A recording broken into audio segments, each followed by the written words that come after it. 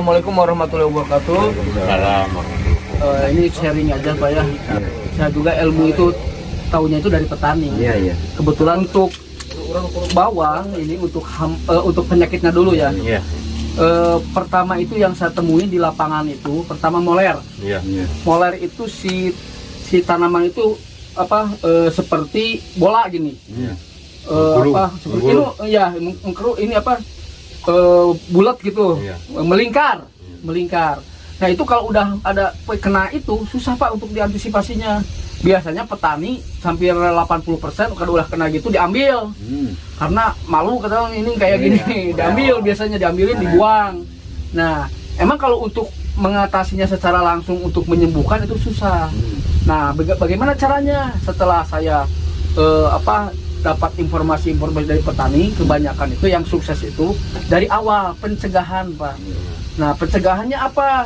Nah, ini kita bisa biasanya sebagian besar petani bawang ini menggunakan fungisida. Fungisidanya itu yang kontak sama sistemik dimik.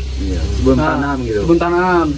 Nah, itu ada yang pakai Bemdas dicampur sama Tridajep, ada yang Ditan dicampur sama Dakonil. Nah, itu macam-macam. Nah, silakan aja Bapak istilah mau pakai apa juga bebas. Yang Bapak rasakan yang penting barangnya bisa kejangkau, harganya harganya bisa kejangkau, barangnya bagus gitu ya. Harga murah gitu. Harga murah. Saya murah. Untuk moler. Kedua, ada yang istilahnya tutung daun atasnya Pak. Tutung daun atasnya pada tutung. Merah. Nah, itu yang tutung daun itu atasnya kuning. Itu pertama bisa disebabkan karena penggunaan pestisida yang terlalu tinggi, yang EC yang panas tuh. Menyebabkan itu pucuk-pucuknya itu atas itu jadi kuning. Nah, itu pertama oleh penggunaan pestisida yang kebanyakan tidak sesuai anjuran. Nah, yang kedua disebabkan oleh jamur. Nah, itu disebutnya jamur Alternaria.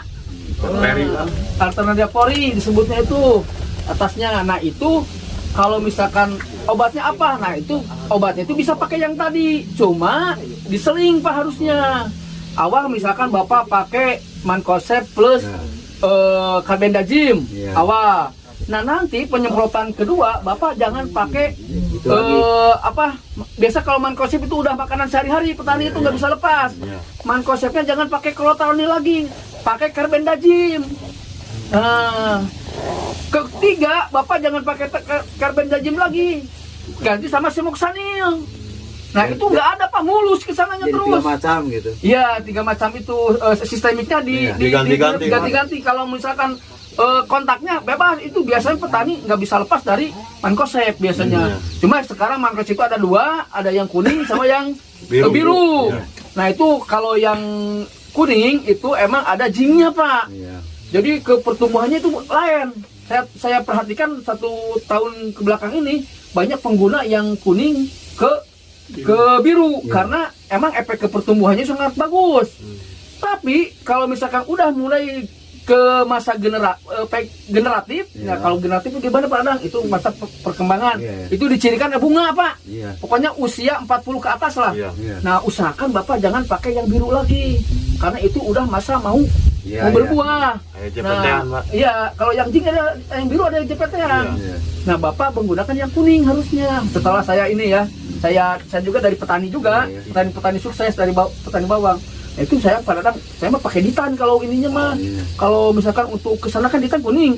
Nah, pakai Ditan ke sana atau pakai Tridajep yang kuning saya. Nah, sama aja yang Ditan sama Tridajep kuning sama itu, dalamnya kuning.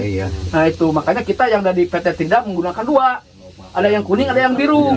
Nah, yang biru untuk awal, yang kuning untuk akhir. Nah, itu kebetulan seperti itu.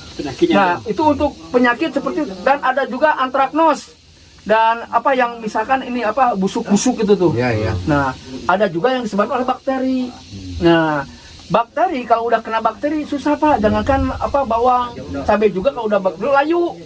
Nah, kalau bawang kalau udah bau busuk, copot Pak gitu, molonyon. Kalau istilah Sundanya mah, kalau orang Bandung mah molonyon.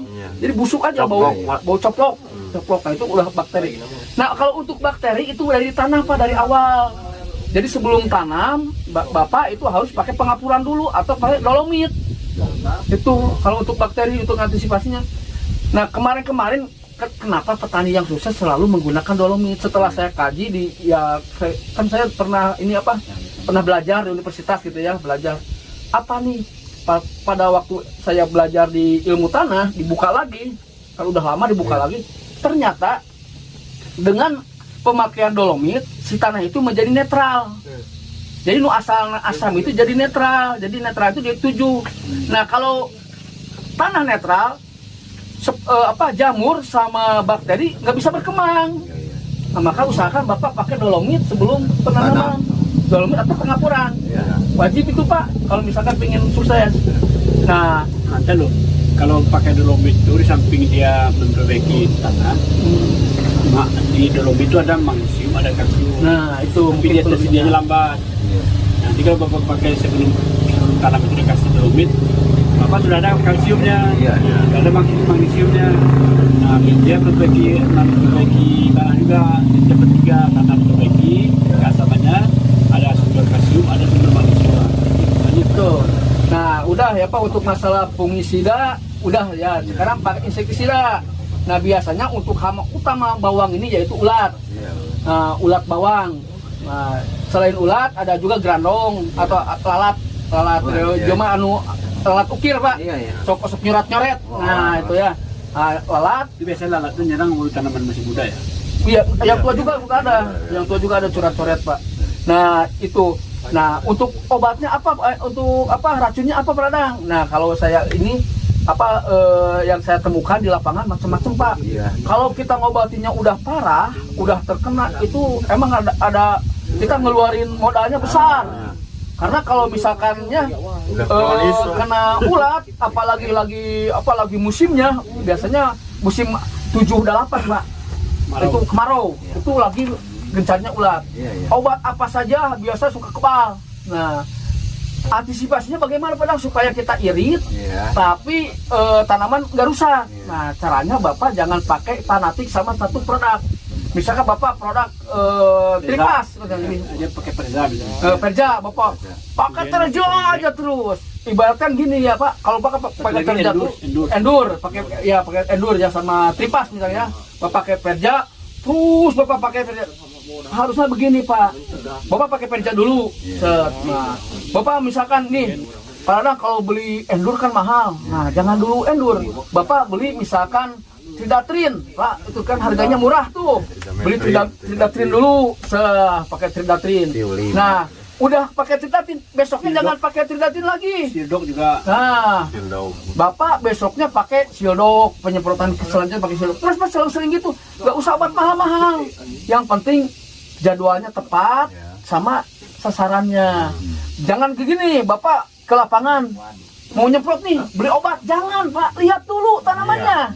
Apa keperluan tanamannya? Dilihat nih, wah ini ulat nih, berarti Bapak beli obat ulat. Jangan obat buat granong, buat ulat. Wah, ini kita pakai Tridatin aja deh. Nah, udah beres. Nanti kalau Bapak misalkan nunggu ulatnya banyak, Bapak habis uang, tanaman nggak ada hasilnya. Tapi kalau Bapak misalkan sebelumnya pencegahan, insya Allah itu nggak bakalan ini. Nah, kenapa di kita di sebagian daerah bertanam bawang ini sangat mahal? Ya karena tadi harga produk A misalkan 100.500, sekian dibeli.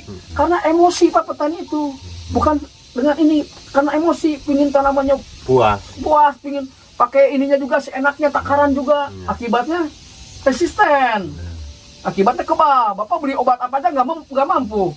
Nah, yang saya dapat dari petani sukses dari bawang, pertama Pak, penyemprotannya itu rutin sesuai anjuran, misalkan dari takarannya 1 mil per liter. Bapak nggak usah pakai 2 mil per liter, nggak usah, sesuai anjuran aja 1 mil per liter. Terus nanti Bapak yang ini ya udah semprot, nanti penyemprotan ke depannya jangan pakai itu lagi, diganti Pak, diganti sama yang lain atau dicampur. Misalkan Bapak punya Abasel nih, nah, campur sama Tridatrin. Nah, itu lebih mantap Pak, itu lebih mantap.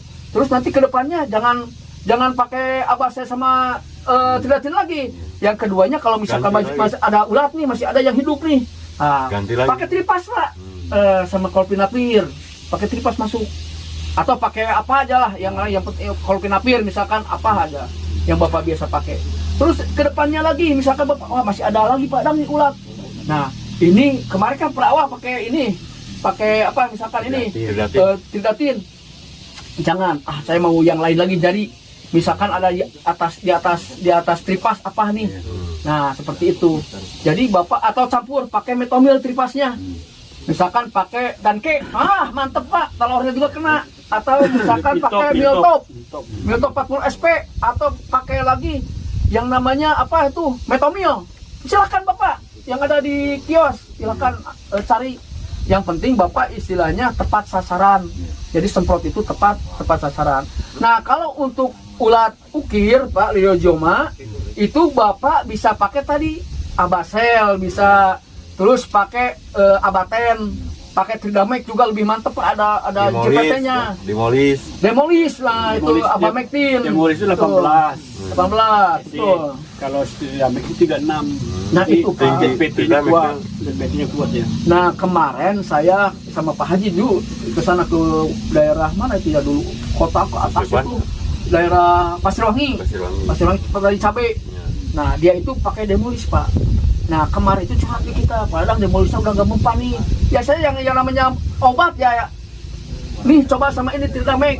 Nah dia pakai Tridamec Pak, balik lagi. Padahal saya perlu Tridamec 2 box, ya saya nanti ke Pak Yuli dianterin sama Pak Yuli. Berarti kalau petani ngambil seperti langsung 2 box berarti barangnya bagus.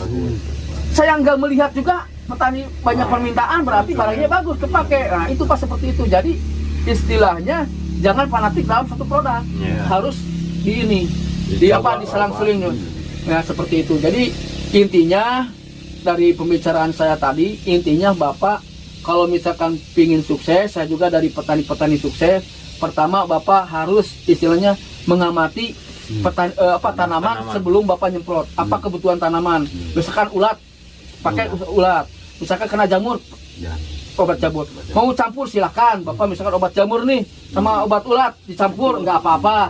Seperti itu silahkan. Yang penting Bapak istilahnya harus hitung nih Pak. Harus hitung.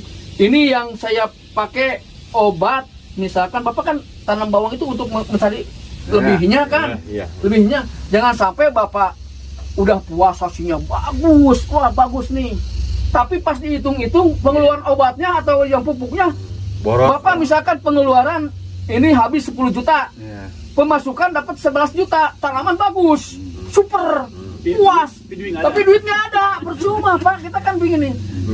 Tanaman Bapak biasa-biasa saja nih. Tapi hasilnya tadi 10 juta kan, Bapak dapat 8 juta nih. Tapi Bapak pengeluarannya cuma 3 juta. Kan ada ada lebihnya, lebih besar. Nah, seperti itu jangan sampai kita puas ini saya biarin padang. Berapa juga saya beli. Akhirnya seperti ini bagus. Emang kita keren, gagah ke yang petani lain, jadi keren gini, tanaman saya bagus. Tapi bagian ini pelit Pak, panen ini pelit. Tapi yang biasa-biasa kok royal. Nah, berarti uangnya peminim habis ke obat. Saya mah syukur yang jualan obat ya. Tapi kita kan di sini cari lebihnya Pak. Seperti jadi intinya kita rutin Pak, jadi pengobat. Jadi harus tepat dosis, tepat sasaran. Bapak sasarannya apa? Waktunya juga Bapak harus tepat. Nah, kalau saya amati Pak, kalau untuk mengendalikan ulat, mengendalikan trit pada tanaman cabai, itu waktunya kalau nyemprotnya itu pagi-pagi sama sore. Kalau bisa malam Pak, lagi aktivitas, lagi pada keluar semprot, pakai obat murah juga ampuh, mati. Pakai Tridacin juga ampuh Pak. Gitu. Kalau sudah di dalam susah. Kalau udah di dalam Bapak harus bisa nembus sistemik. Nah biasa racun sistemik itu mahal. Beda dengan racun kontak. Nah bagaimana ngatasinya? Nah tadi Bapak siatin malam hari Bapak harus nyemprot. Nah kalau pingin ngirit, atau sore-sore, tapi kadang sholat Pak ya, nanti sore maghrib lewat aja. Makanya di Bandung suka disebut si maghrib nyemprot. Ulatnya lagi apa ya kalau malam minggu? Iya, lagi apa spray seperti itu. Tepat Pak, tepat penyemprotan aplikasi, tepat aplikasi, dosis juga tepat Pak. Nah kedua itu Bapak nanti harus bisa, kalau istilah orang jualan itu harus bisa pandai dengan apa, dengan modal sekecil-kecilnya menghasilkan hasil yang maksimal. Nah seperti itu. Jadi usahakan kalau misalkan sesuai dosis juga mengirit Pak, mengirit biaya. Anjurannya misalkan 1 mil kita pakai 1 mil, 2 mil pakai 2 mil. Kalau Bapak ada, saya petani segini Pak, 1 drum itu pakai 1 kilo, pakai emang puas Pak, hasilnya emang nggak ini bagus, cuma uangnya nggak ada. Buat apa Pak? Buat apa kita kan gini-gini? Kalau 1 kilo cukup, setengah kilo kenapa pakai 1 kilo? Nah boros. Kalau bisa cukup 2, 3, kenapa harus pakai 5, 6? Nah boros. Jadi ke petani tadi itu ada 6. Boros. 3, 4 cukup, bisa 2 insektisida, 2 fungisida. Ganti-ganti itu. Hemat biaya.